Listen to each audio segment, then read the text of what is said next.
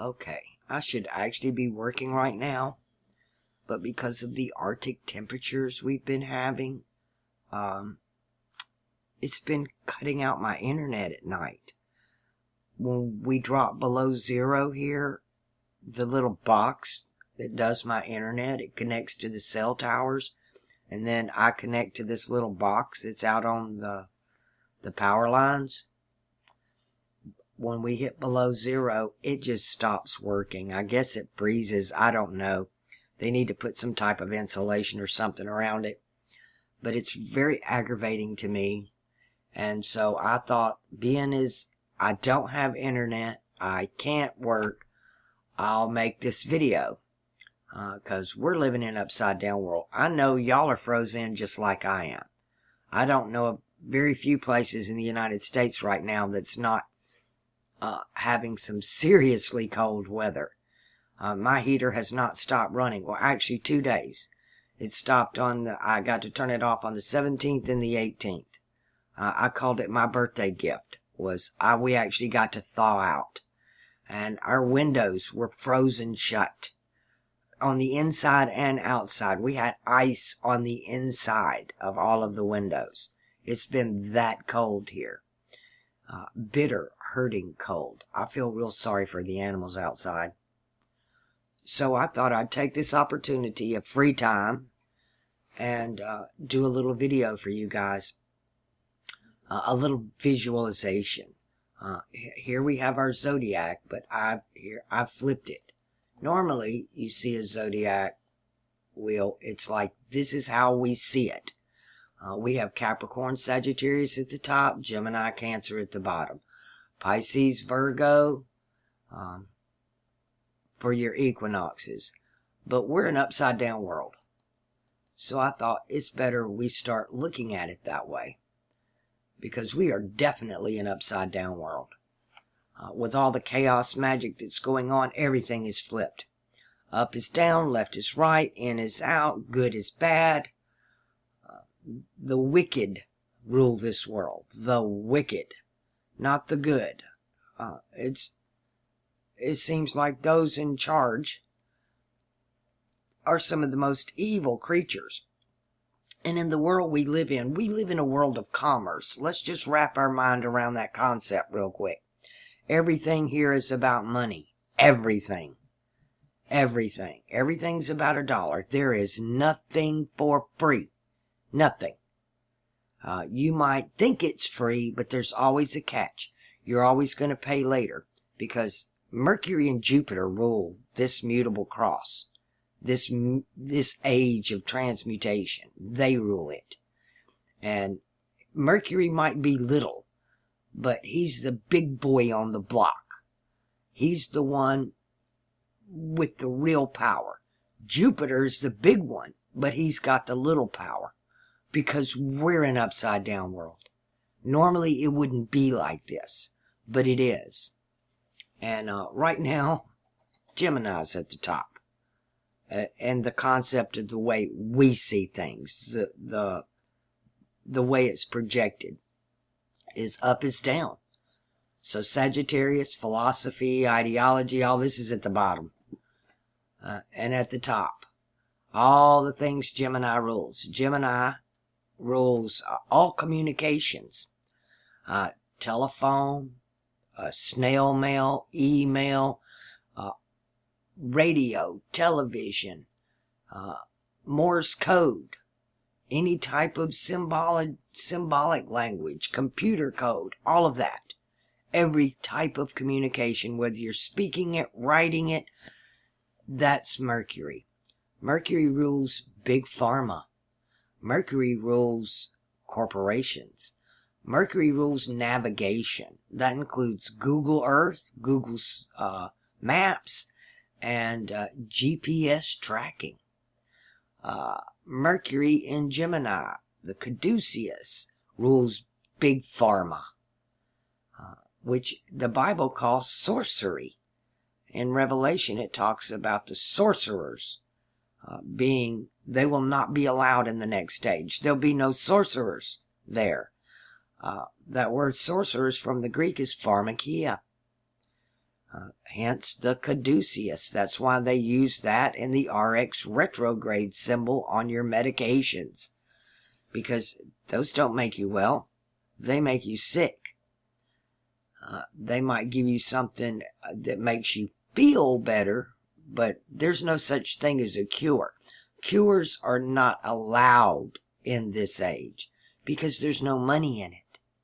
There's no money in curing people, but there's a lot of money in sickness and in death.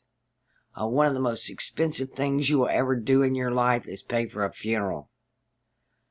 They can be outrageous. I've actually, I've known some funeral directors, and I've had some friends that worked in funeral homes before. And I have to tell you, it takes a certain kind of person to do that. Not anybody can work in a funeral home. And I've known people that directed funeral homes. I had a friend that would sell funeral policies and do the arrangements and stuff for the viewing. And then I've had a friend that did the embalming. And so I've seen the ins and outs of how all that works. And it takes a unique person to be able to deal with that amount of death, grief. It's not easy. It's a big load on a person to do that. They have to really be able to disassociate. That is not the type of work you can take home with you. That's the type of job to where you leave work at work and you leave home at home. When you're at work, you leave home at home. When you're at home, you leave work at work. Because I've seen it destroy in all three places. Whether you're just dealing with the public, whether you're running the business, or whether you're doing the dirty work. It's not easy. The people you deal with are always suffering, grieving, despondent. And I feel sorry for them, really. I even dated a guy once that he worked in a factory that made coffins. And they referred to them as underground condominiums. What a morbid job to have. But it was a guaranteed job, and there's big money in death. There's money in the flowers, there's money in the coffins, there's money in whether you're cremated or you're buying a plot. It's huge business. And these elite, they invest in this. They bank on it. It's funny how we use that. They bank on it because it's all about the money. Everything in this age is about the money. And they're trying to move us to a society. They tell us, you'll own nothing and be happy. Because they want to own everything. And they'll just rent it to you. Because you're only here temporarily. You're just a slave, a serf, and you must pay for your own slavery in this society. At least the one they're trying to build for us. Because we're in an upside down world. Which is very different from, in a way, it was kind of like the Native Americans, but on a different concept. Because the Native Americans didn't believe you could own anything either. You can't own the land.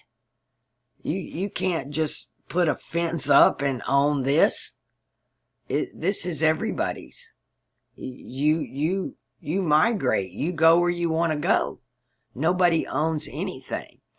Tribes can be territorial. Bears are territorial. You mark out your spot, but you can't own it. When you die, the next bear comes along and marks the tree up, and that's his spot now. As a matter of fact, it's seasonal. Every year, the bear does it all over again. He has to mark his territory year after year after year. And sometimes that territory will expand. Sometimes there's wars over territory with another bear. But you can't own it. You come into this world with nothing, and you will leave with nothing. I can't think of anything I would want to take out of this world anyway. What the hell would you want from this place? I've been trying to get out since I got here. Which reminds me of John D. and Queen Elizabeth. When John D. and Kelly were doing all the scrying, talking to the angels or demons or whoever they were talking to, they really only had one question. And they wanted the answer to how do we get out of here? I've talked about this before. And the reply was twofold. You got to do two things to get out of here. Whatever get out of here meant, that was never defined. But to get out of here, you had to first learn to turn matter into energy, and then learn to turn energy into matter. Which reminds me, the word earth, when you say earth, water, fire, and air, like in the Bible, the word air is translated as heaven. And you think it's this place, when it's more of it's a timeline, and it's an element of alchemy. It's not actually a place. It's a when, not a where. There are 3 air signs or heaven signs. Aquarius and, my brain's dead. Aquarius is air, Gemini is air, and Libra is air. Fixed, mutable, and cardinal. And, but when you talk about the word earth, when we say earth, water, fire, air, you think of earth, you think of dirt. But that's not what that is. It should be translated matter. M-A-T-T-E-R. Matter. Anything tangible. Anything tangible. And everything here that's tangible, all organic life is based on a carbon unit.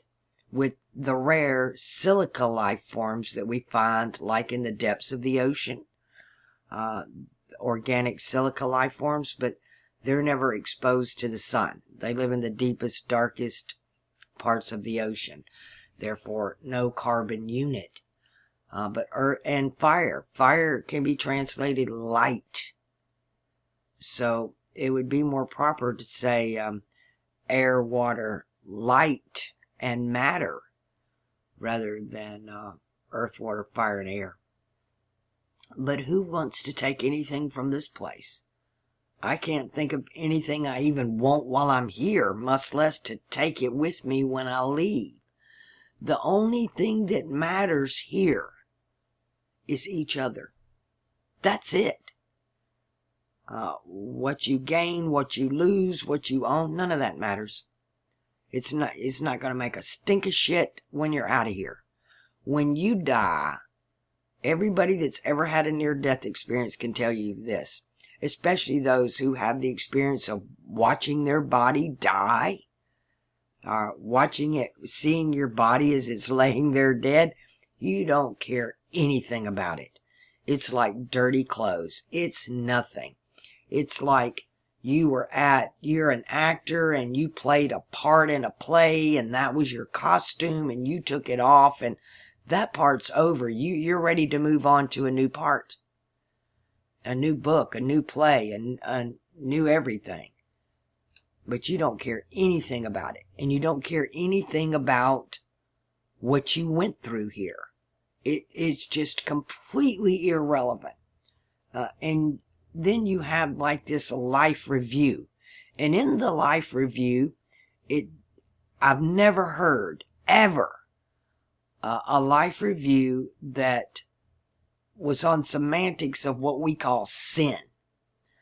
It boils down to this thing, and that was the love and kindness you showed others, and the cruelty you showed others, whether you were a good or a bad person, with your actions, whether they made a person happy or sad, whether you hurt them or you helped them. That's it.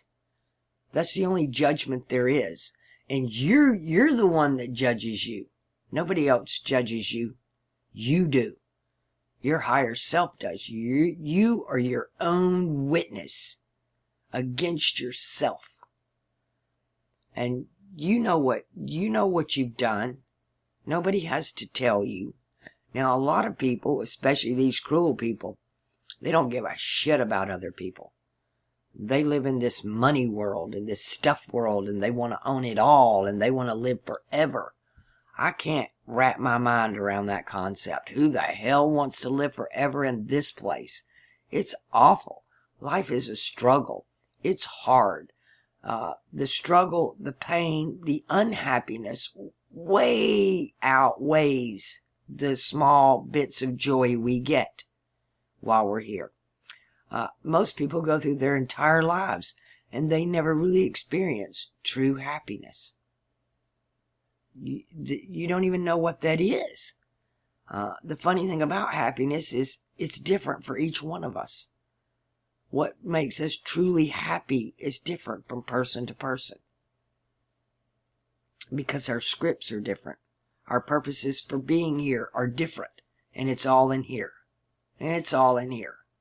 And it can be mind-boggling when you really see the big picture. And you can see how it is for everybody.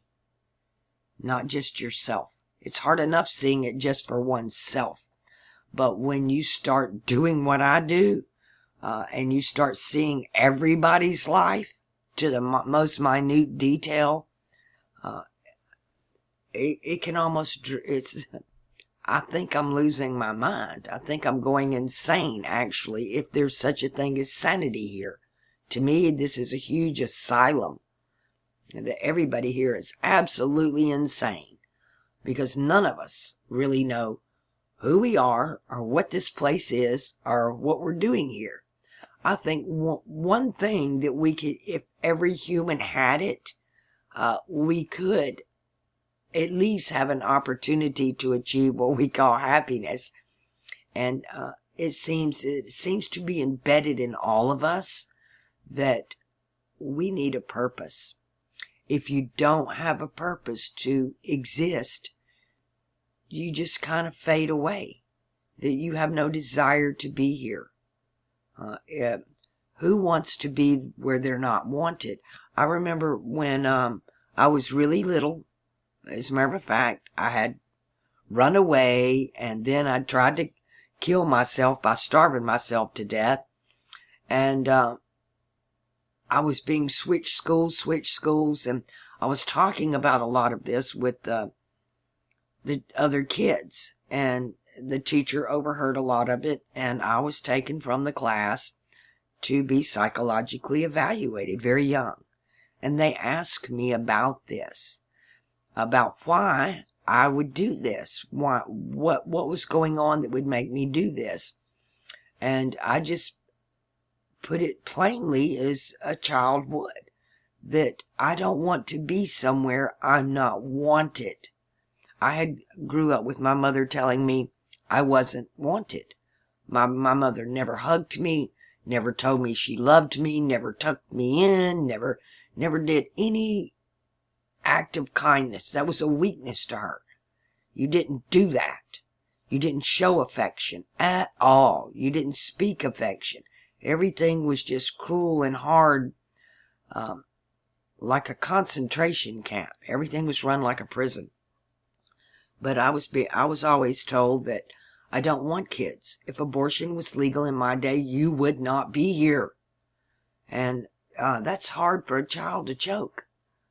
How do you reconcile that? And so I told her, nobody wants to be where they're not wanted. And what's your purpose here? Why am I here if you don't want me? Freaking put me in an orphanage. I ended up as a ward of the state. And I was much happier as a ward of the state. And they tried to, when I first became a ward of the state, they spent like 6 months with me, evaluating me and crap and sending me from place to place. And they thought it would be a good idea to try to integrate me back with my family. And I said, what do you want to do that for? If you try to force me back there, I'm just going to leave again. Again, same thing I said when I was a little girl. I don't want to be where I'm not wanted. Who wants that? And there's a whole bunch of us in this world. as far as the elite concerned, that, hey, we're not wanted. They don't want us here. They don't like us. They don't like what we do. They want to shut us down, shut our voices. They don't want us doing anything. You are suppressed, oppressed. Many of you are targeted. I became very aware of that in Las Vegas when our dear friend that she came to stay with us, and she couldn't take it. She was being targeted, literally, in ways that I had to see it for myself to believe it. And it was so bad for her that when she finally did decide to go back home, that she couldn't take it anymore, that she took her own life. And I don't blame her. I'm not sure if it's a sin to take your life. I tried to take mine several times. Nobody ever punished me for it. I wasn't allowed to leave. I wanted to. I tried to. I don't want to be here either. This world is trying to spit us out. So, do we fight to stay? What do you do in a situation like that? What do you do? Well, we're told to overcome. And to overcome, the only thing you can do, you can't change the world. Can't do it. And one person cannot change the world, not in their lifetime anyway. The way you change the world is you change yourself. You change you, and the world around you automatically changes to accommodate the new you. And the Bible puts it this way. You reconcile this by the renewing of your mind. The renewing of your mind. I learned this lesson in Las Vegas as well.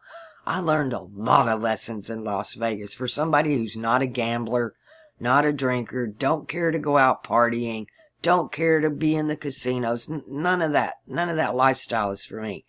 But I did learn a lot there. And I learned the attitude of gratitude there. I learned how to receive. I learned how to let and let go.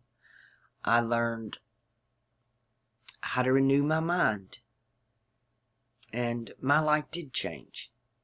And lately, especially when it gets cold and you get locked in and you can't go outside, there's nothing to do, your internet's off, and you just sit here. You read a book. You play with Kelly. She's old. She don't really want to play anymore. There's not a lot she wants to do. It's just scratch my fleas bugs and comb my hair, and that's every day. So it's nothing special or new. You renew your mind. That's what you do. You take that time, you reflect, and you change you. You change the way you think. It's a choice we make. Life beats us down, especially in this upside down world, especially with Gemini ruling. Gemini is not a fair player. Gemini is very narcissistic. When you think of the twins in Gemini, one of them's good and one of them's bad. That's Cain and Abel. That's all of the twins. From Star Wars and Luke and Leia, it is Dionysus and Theseus.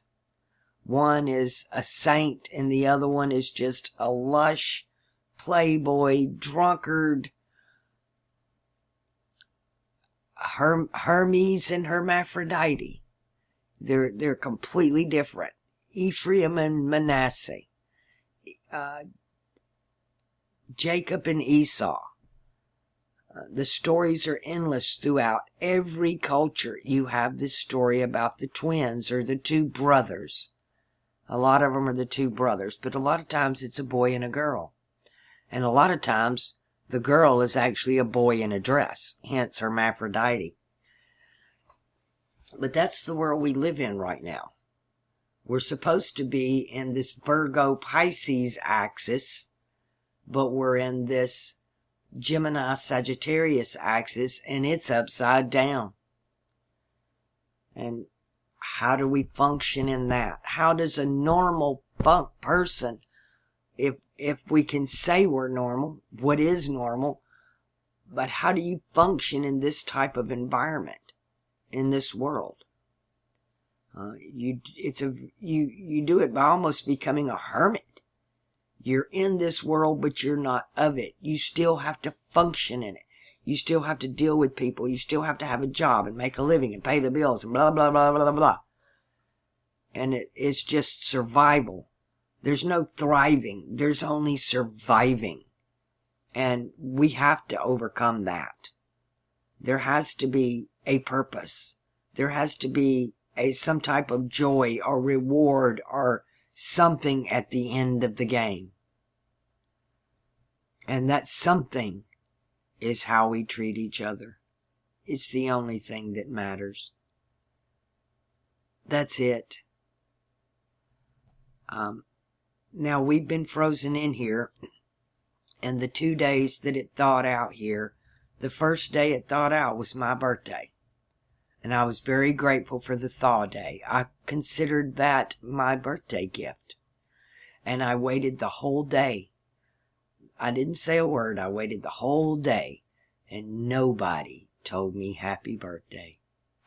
And right before midnight, I got a happy birthday from the person I least expected it from.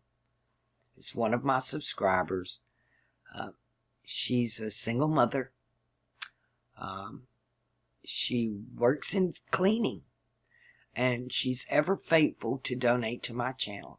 She can't give much. But when she cleans a house and there's just a little bit left over, she makes sure she sends me something.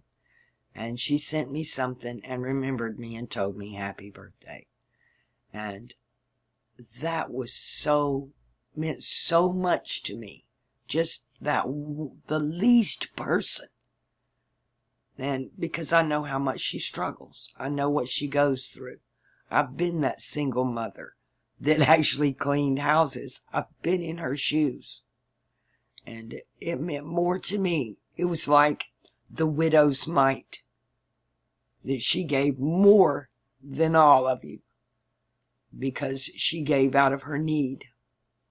And she remembered me. And it made my day. It made it one of the best birthdays I ever had. And I have to say, ever since really Halloween, things have been weird. Thanksgiving was not Thanksgiving. Christmas was not Christmas. Usually I get a whole bunch of Christmas cards. This year I got 2. And one of them was not very happy with me. And I need to contact this person, but I've lost the envelope with the address on it. I can't write you back. I'm locked out of Proton Mail. I can't get in there. And I don't have your email. And I need you to send me another letter or something with that I can contact you. An email, even a phone number, something I can text you on. I can send an SMS, but I need to contact you. So this has just all been, the last few months have been so strange.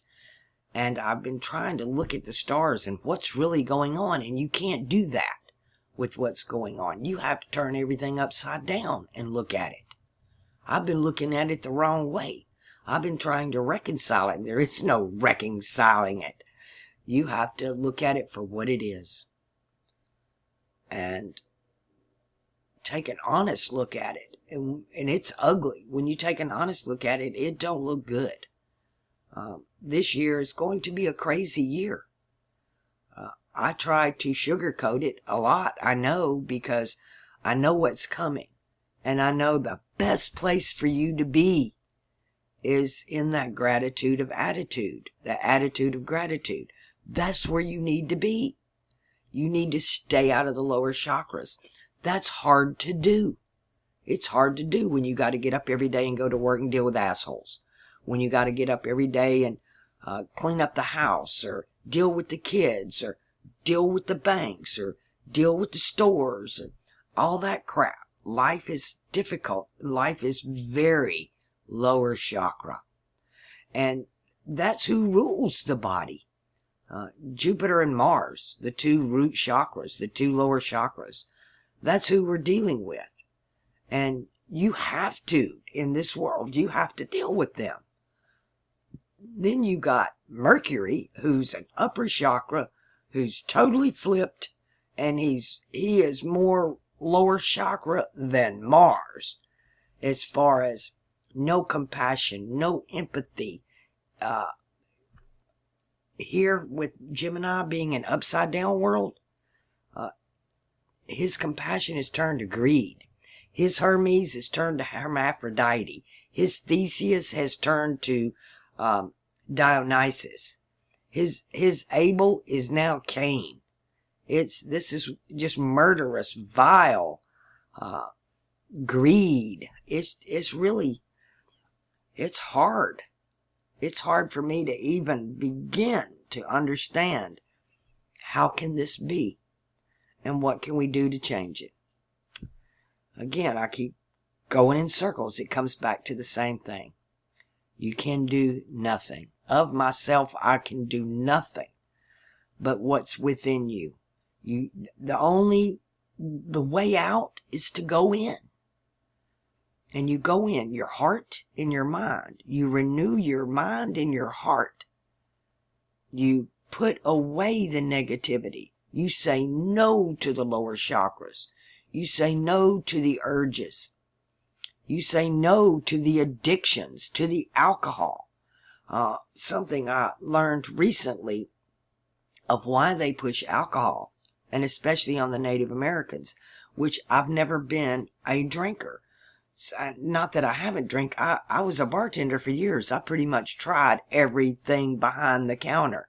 And at one point, it was my job. I had to know what they tasted like. I had to try every wine and champagne this place served because I was expected to know. And, but I would just put it in my mouth, swirl it around, and spit it out. I don't like the high of alcohol. It gives me a headache and it makes me feel bad. I don't see why anybody likes it. But a lot of people do. And they really push it on the Native Americans. And I recently learned that alcohol, it will shut down. It is lower chakra. You have two different, which I knew this about alcohol. There are two different types of alcohol. Most alcohols are an inebriant. But then there are certain alcohols like, anisette or tequila that are stimulants. They're not inebriants. That's why when people drink tequila, they fight. Because it's not an inebriant. It's a stimulant. Why? I don't know. Something of what it's made from, I guess. I can't see as the distillation process is any different than other alcohols or any of the other alchem. Its fermentation or its distillation is the same. But it's what it comes from. It's prima materia. Its source, which is the guava. Anyway, alcohol, if those who drink alcohol, you'll never open your third eye because of what it does in your solar plexus. And 2.5 days out of every month, listen to this carefully, you might want to write this down, this is important. 2.5 days out of every month, the moon is in your birth sign. And when the moon is in your birth sign, any of that life energy from the root chakra that you have not disposed of sexually will rise up to the solar plexus. And when it's there in the solar plexus, it'll sit there for 2.5 days, and then it can move on up. But if you drink alcohol or you have an acidic constitution, metabolism, it'll never make it past your solar plexus. It dies there. It dies in the solar plexus. Now that's astounding to me, because the solar plexus is the sun and the moon. And they eclipse each other. And we got an eclipse coming up. And I'm going to do a video about that. A lot of you have been asking me about that. And I'm going to get with the people that were pulling all this together. Like I said, there's not a lot of space. There's not a lot of people. You're welcome to make your own arrangements if you want to, but I don't know where or how you would do that. Where we're going to be, it's very limited space. Myself, I'm an hour and a half away from there. So I'm going to have to either stay there myself, which I doubt I do, and or drive back and forth for 2 to 3 days. If we all pitch in and get one of the big lodges, we can all stay there together, and it'll be 3 days. Otherwise, it's going to be 2 days, or 2 days in one night, or 2 nights in 2 days. All of that's still way up in the air. But I have been notified recently that everybody there in this small town is in a frenzy, because it is in the totality. You will get a full solar eclipse there, and we might not get any rooms at all if we don't move quickly. So I'm going to try to get the logistics worked out and have something for sure on what we can expect on every front. Accommodations, travel, food, all of it, by February 1st. By February 1st, I should have a video out with everything you need to know. And I have a place that I found that has 5 lodges, and each lodge will sleep 20 people. And so that's 100 people. If that many of you actually want to come, we could make this happen. And and if we did that one, we would get the free night. And it would be for 3 days, a Monday, Tuesday, and a Wednesday. But that is not in the totality zone. We have to drive again for about an hour. So we'll see. I'm going to see how it all pans out. But in the meantime, try to stay in your upper chakras. Try not to drink alcohol or have an acidic tendency to your body, food-wise, when the moon is in your birth sign, your sun sign. When the moon is in your sun sign. When the moon is in the sun, that's an eclipse. When the moon is in your sun. So when the moon is in your sun sign, try not to drink alcohol or eat a lot of acidic foods if you want to raise your kundalini and open your third eye. Otherwise, if you do open your third eye, you're going to open a lower chakra door. And this is what I've been talking about be careful doing it. You need to be at least in the heart chakra when it happens. Because if you're not, in the lower chakras, you could open a door to hell. And there are 3 hells, by the way. It's like there are 3 heavens. There are 3 hells. And you don't want to do that. That's why when some people do it, they have these demonic experiences. It's like people from Europe rushing down to South America to do ayahuasca. Don't do it. That's not meant for your DNA. You're not serpent people. It's not part of your DNA. Go back to Europe and do Amanita muscaria. That goes with your DNA. It'll work just fine for you. And you can connect with your ancestors. But them's not your ancestors, and that's not your DNA. And you're not, even if you don't have a scary experience, you're not going to have a very enlightened one. Because they're not your ancestors. At least not the DNA part. Now, as far as soul goes, just from my family's experience alone, I can tell you that nobody in my family, maybe my father, was from my soul group. None of the rest of them are. Not at all.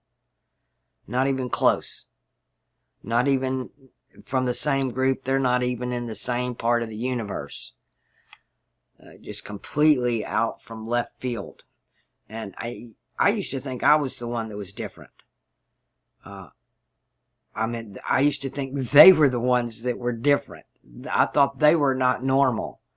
And I found out that being what they were is considered normal, and I'm the abnormal one. I'm the odd man out. All right, people. This is 40 minutes long. I'm going to cut it and process it. And I don't know when my internet's going to come back on. When it does, I'll upload it. In the meantime, you know what to do. Commit those random acts of kindness. You won't regret it. I promise you. When you die, you're gonna get to witness every act of kindness that you committed. And you're going to get to experience the joy and the happiness that you gave someone else. And that's the greatest joy of all. But when you're bad, you're also going to experience the sadness you caused others. So try to balance those scales in your favor with those random acts of kindness. And especially to a stranger, especially to someone you don't know, because those count most of all. We have prejudices and shit against people we know. Yeah, you know how they are, right? We say that stuff. But no, we're told to love our enemy. Maurice Cottrell said it in the best way. Everybody loves their own children. That's not special. Satan loves his own children. You gotta love your neighbor's kid, not your own. Your own kids don't matter. You have to love your enemy. You have to love your neighbor's kid. Alright, people. This channel is 100% viewer supported. If you've not already thought about it, do think about it. And why not support this channel? In the last 2 videos, I've gotten 2 donations on each video. I was real shocked that the last time I actually asked, I got 6 donations out of 7,000 views. And that's phenomenal. But then, the bottom fell out. Which I understand. It was Christmas time, New Year's time. Everybody's doing their thing. They're all broke. Everybody's got their own lives. And I'm not high on anybody's priority list. I'm just on my own list for myself. Anyway, I love you all. And go bank your karma. And change your world by changing you and the renewing of your mind. Keep your eye. I wish I had the internet on because I could give you some quotes. I don't want to misquote it, but you keep your heart and your mind on higher things. You keep them on the good and healthy things. That's why I tell you, don't watch television. There's nothing wrong with watching a movie. There's nothing wrong with watching TV. The problem is these advertisements that you see on television. Myself, I run Firefox with ad block, and even on YouTube, I see 0 ads. On any website, on anywhere, I never get a pop-up. 0 ads. So there's no symbolism there. There's no embedding there. And especially if you download something to watch it instead of stream it, you control. There's no underlying signal being fed in. No live feed being fed in. Let me put it that way. No live feed being fed in. Everything is embedded. And you do you. You can control you even with the manipulation that they're doing on all of us. Through symbolism and other means. And we'll talk about some of those other means in another video. I love y'all bunches. See you in the next video.